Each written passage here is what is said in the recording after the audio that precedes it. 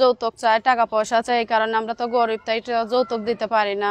তার কারণে প্রতিবেদনের সামনে আইছি যে এরকম একটা জীবন সঙ্গী পাই, সারাটা জীবন তার কাছে থেকে সেটা ডাইল ভাত খেয়ে যেন থাকতে পারে।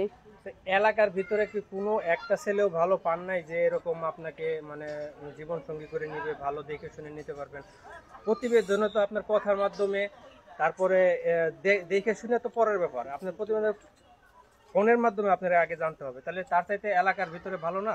এলাকার ভিতরে আইসে অনেক মানুষই কিন্তু কাইলে কি এবার যৌতুক চায়, কিন্তু কিরকম তো টাকা পয়সা আমাদের নাই, ওই রকম তো কই না। মানুষের বাড়িতে কাজ করে 200-300 টাকা পায়, ওইরকম সংসারটা চলে। তার কারণে এসে চলে জায়গা যৌতুক চায়, তো আমরা তো অনেক গরিব, তো যৌতুক দিতে পারবো না, তার কারণে আইসি প্রতিবেদনের সামনে। আপনি তো অনেক সুন্দর, তারপরেও কি এই যৌতুকের জন্য বিয়েটা হয় না? সুন্দর হইলে কি হইব, ভাগ্য কি আর সুন্দর? ভাগ্য খারাপ দেখে আজকে প্রতিবেদনের সামনে আইছি।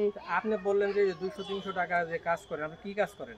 বাসা বাড়িতে কাজ করি, মানুষের কাপড় চোপড় কাছি, রান্না বান্না করি, বাচ্চা রাখি। আচ্ছা, আমরা তো জানি যে আপনার বাসা বাড়িতে কাজ করলে বিশেষ করে সুন্দরী মেয়েদের অনেক ধরনের ঝামেলায় পড়তে হয়, এরকম আপনি পড়ছেন কিনা? না, কখনো এরকম পড়ি নাই। যাদের বাড়ি কাজ করি তারা অনেক ভালো, ভদ্র, কিন্তু এরকম কখনো পড়ি না। কিন্তু রাস্তাঘাট দিয়ে হাঁটা চলা করলে আসলে মনে করো মানুষ আজে বাজে কথা বলে, মাথা নিচু কইরা মনে করো কান্না কইরা পড়ি, কিছু বলতে পারি না। কিছু বলতে পারেন না, কিছু বলতে পারি না। আচ্ছা, আপনার এখন যদি কেউ আপনাকে মনে করেন যে জীবন সঙ্গী হিসেবে নিতে চায়, সেই হিসেবে আপনার গার্জিয়ান কি হিসেবে কি আপনার ওই খালাই? হ্যাঁ, আমার খালাই আমার গার্জিয়ান, আর আমি, আমাদের আপন বলতে আর কেউ নাই। আপন বলতে আপনার এই ভিডিওটি দেখে যদি কেউ যদি আপনার সাথে যোগাযোগ করতে চায়, সেই ক্ষেত্রে আপনার সাথে যোগাযোগের মাধ্যম কি? এই যে খালার একটা বাটন সেট আছে, ওই ফোনে ফোন দিলে আমারে পাইবো। সে বয়সে যে রকমই হোক, আমি একটা কষ্ট পড়া বাবা মা মনে করো আদর্শ ভালোবাসা, দুঃখ কষ্ট থেকে মনে করো অনেক পরিবর্তন করে। দুঃখ কষ্ট কি জিনিস এরা বুঝতে দেয় না, যেন ডাইল ভাত খেয়ে এসে সারাটা জীবন তার পাশে রাখে। আচ্ছা, এই যে আপনি যে একটা কথা বললেন, আপনার কথার রেশ ধরে আমি একটা কথা জিজ্ঞাসা করলি, বললেন যে কোনো বয়সে, তো আপনার বয়স এখন কত? আমার বয়স 18। 18 বছরের যুবতী হয়ে তা আপনি যদি মনে করেন যে 40, 50, 60 বছরের যদি একজন বৃদ্ধ লোক আপনাকে বিয়ে করতে চায়, আপনি বিয়ে করবেন? হ্যাঁ, অবশ্যই করবো। সে যদি আমার দায়িত্ব নেয়, সে যদি আমাকে মনে করো সারাটা জীবন তার পাশে রাখে, বয়সে কোনো কিছু যায় আসে না। তার কাছে সেটা ডাইল ভাত খেয়ে তার শুধু ভালোবাসা থাকলেই হবে। কিন্তু আপনার বয়স তো অনেক কম, তাহলে আপনি এত বয়স্ক মানুষের কাছে যাবেন কেন? এখন বয়স আর অবয়সে, ভালোবাসার কাছে বয়স আর অবয়স লাগে না এখন। ভালোবাসার জন্য ভালোবাসা তো ভালোবাসাই। তাহলে কি জোয়ান ছেলেদের চাইতে কি বৃদ্ধ লোকের ভালোবাসা বেশি দিতে পারে? এখন যদি ভাগ্যে যেটা থাকবে ওইটাই মেনে নিতে হবে, ভাগ্যে যা থাকবে ওইটাই মেনে নিতে হবে। ভাগ্যের উপর ভাগ্যের উপরে জীবনকে, নিজের জীবনকে ভাগ্যের উপরে ছেড়ে দিয়েছি, ভাগ্যে আল্লাহ যেটা লাগবে সেটাই হবে। আচ্ছা আপা, আপনার যোগাযোগের নাম্বারটা কি বলতে পারবেন? এই যে খালার নাম্বার আছে, খালার নাম্বারে ফোন দিলে পাবে। আমি জানতে চাই, অনেক মেয়েরা ভাগ্যকে মেনে নেয়, বলে মুখে বলে, কিন্তু কাজে তা মিলে না। সবাই তো আর এক না। আপনি বললেন যে বয়স্ক 60-70 বছরের লোক হইলেও আপনি যাবেন। হ্যাঁ, যাবে। আপনার বয়স কত? আমার বয়স 18।